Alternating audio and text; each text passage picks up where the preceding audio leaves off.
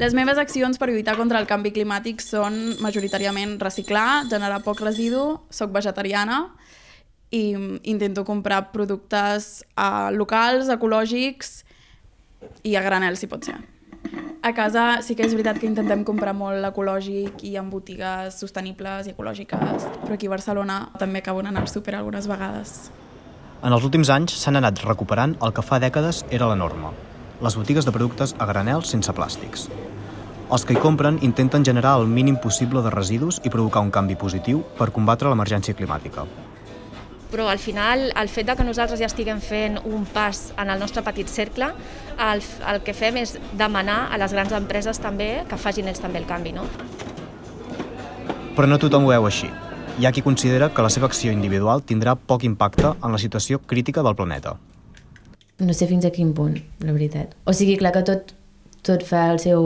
tot aporta i tal, però crec que el problema més greu són les grans empreses, no nosaltres.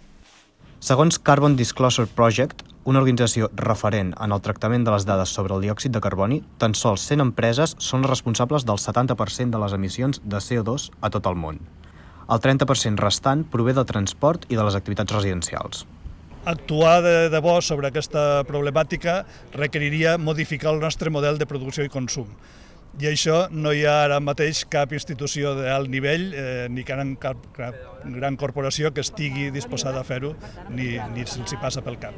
El parar una cosa i arrencar una altra requereix d'un procés, diguem, paulatí en el temps, de forma que a poc vagin desapareixent tecnologies i vagin apareixent unes altres, perquè el propi procés de construir les noves plantes, de fabricar els equips que fan falta perquè aquestes noves plantes es puguin construir, tot això no es pot fer d'avui per demà. Las empresas están abusando de compromisos a largo plazo y de falta de verificación en sus acciones a corto. Endesa ahora mismo, como empresa productora de electricidad, tiene una gran dependencia del gas fósil y todavía, pese a la inversión en renovables, no estamos viendo que haya una verdadera intención de acabar con el gas. Tot i que des de les organitzacions ecologistes atribueixen la major part de la responsabilitat a les grans empreses, també apel·len a no deixar de banda accions senzilles com el reciclatge. Aquí a Barcelona intentem separar el que és paper de plàstic i de vidre.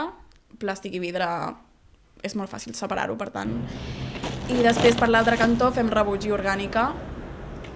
Al carrer Tallers no hi ha contenidors en 1 quilòmetre de distància anant bé. Llavors, tu per molt que reciclis has de tirar la bessura al carrer, la posen al mateix lloc tota, llavors per molt que divideixis les coses i tal, no fa cap tipus d'impacte, no estàs fent res. L'Ajuntament de Barcelona afirma que les institucions no ho poden fer tot per si soles, sinó que és necessària la col·laboració de les empreses i també de la ciutadania. Això no vol dir que no puguem fer coses, no?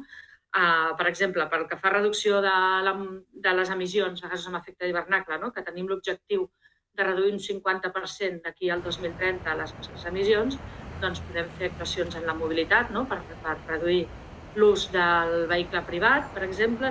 A nivell institucional i de grans corporacions hi ha la idea d'avançar cap a un capitalisme verd i a nivell territorial hi ha un munt de petits grups a nivell de barri, de ciutat, de poble que estan fent experiments amb noves formes socials.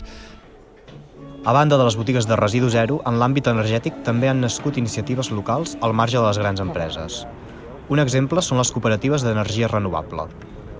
També des del grup local de Barcelona estem impulsant les comunitats energètiques locals i bàsicament el que serà, simplificant-ho molt, buscarem una coberta gran que podria ser, posem per un exemple, un poliesportiu municipal, hi posarem allà moltes plaques i les persones que visquin socis de la cooperativa en un radi de 500 metres es podran beneficiar de l'energia que es genera en aquesta coberta.